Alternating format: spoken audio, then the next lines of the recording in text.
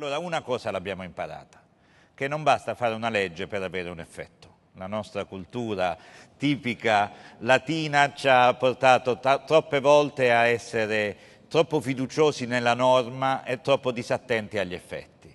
E se parliamo di nuovi approcci di politica industriale ci dobbiamo sporcare le mani, e cioè dobbiamo entrare molto nel merito degli strumenti e di come gli strumenti funzionano e di come riusciamo a monitorarli e di come riusciamo a valutarli. Io butto lì 4 argomenti, 4 temi per la discussione di cui i 3 relatori vorranno, se credono, tenere conto. Allora, il primo argomento è quello delle nuove imprese. Soprattutto nel nostro Paese noi abbiamo una straordinaria tradizione di impresa, ma di impresa molto spesso imitatrice, benissimo, che ha tenuto molto viva la concorrenza nel nostro Paese, nei distretti, in tutte le attività. Abbiamo troppa poca impresa innovatrice. Come riusciamo a favorirla? Siamo anche in casa Unicredit, quindi anche sul lato della finanza. Secondo tema più tradizionale, ricerca, innovazione, nuove attività. Questo è l'argomento su cui è più facile ottenere il consenso, ma non è irrilevante discutere il come è meglio fare questo. Terzo argomento, si torna a parlare molto di domanda pubblica. C'è stato un passaggio della relazione della Banca d'Italia, dell'ultima, molto interessante, che ci ha raccontato come in Italia ci sia stato un vero e proprio boom di importazioni di pannelli solari.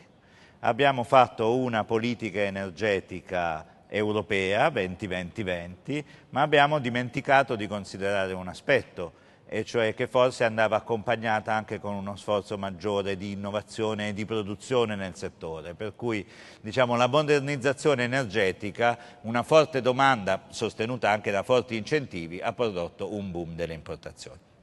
Quarto ed ultimo tema, la dimensione di cluster della politica industriale, e cioè molti, anche Wade e Vives ne hanno scritti, sottolineano come non si tratti di scegliere l'impresa o di selezionare il singolo, questo si fa anche in Italia, Presidente, abbiamo fatto alcune di queste cose, abbiamo scelto gli imprenditori che dovevano fare la compagnia aerea, abbiamo fatto alcune iniziative di questo genere. Non mi pare una politica industriale da promuovere. C'è una dimensione di cluster che ha anche una dimensione territoriale, e cioè la dimensione del coordinamento degli interventi delle imprese, che è un tema molto interessante ma anche molto difficile da affrontare operativamente.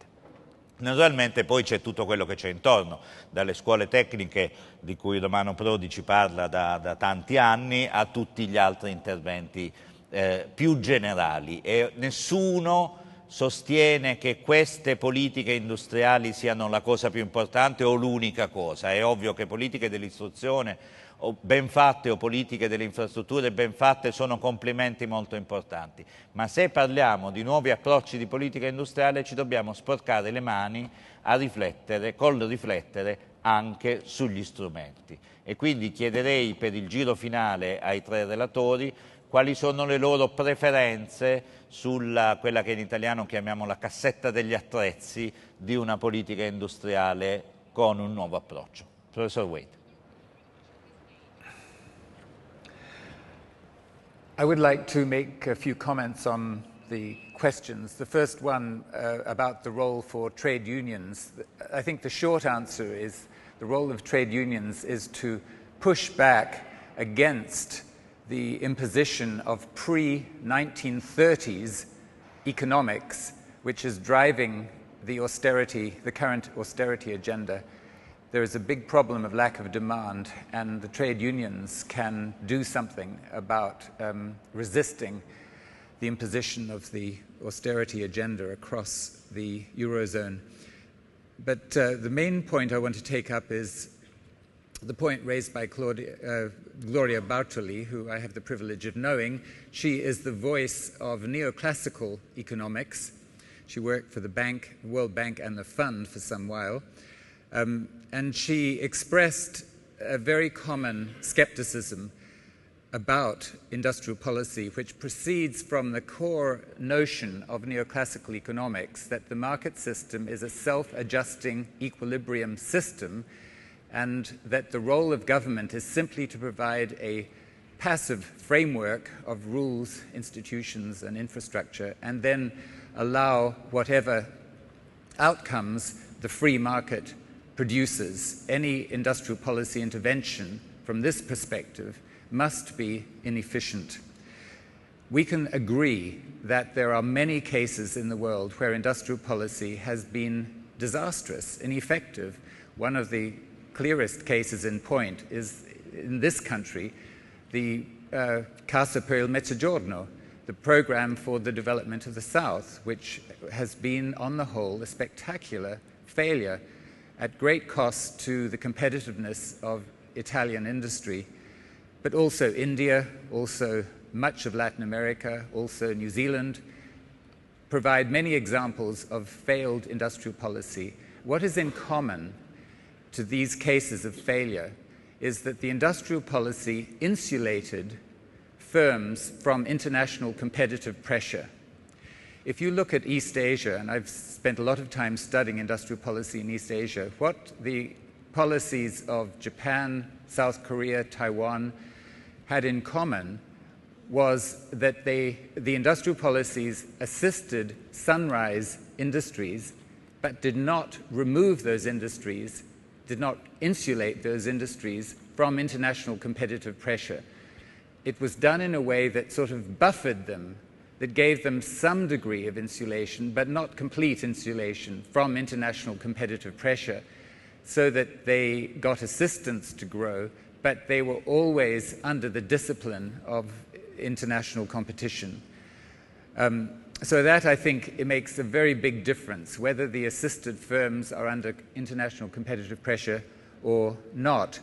In the case of China, Gloria suggests that the Chinese case is the very opposite of industrial policy, that it is presumably, therefore, in terms of this dichotomy, this false dichotomy, an example of free market economics. I think that that is a serious mistake. The point is that China has had, over decades, an industrial strategy. And in this industrial strategy, some parts of the economy are left to free market forces, but other parts are not left to free market policies. And in particular, you can express the strategy as stretching of comparative advantage. That is, the Chinese strategists did not ignore comparative advantage, as our speaker from Shanghai pointed out. They were following comparative advantage in some sectors, but in other sectors, I mean, an extreme case would be satellite launches of satellites that would not normally be thought to be within the comparative advantage of a low per capita income country. But all the time, the Chinese have been using industrial policy to expand comparative advantage, to push out the frontiers. And so my basic point is that the sort of dichotomy between either industrial policy or comparative advantage and free markets, that is a false dichotomy. The enormous efforts being made now in China to expand research and development, to increase in tertiary education in engineering and science, I would consider this part of industrial policy.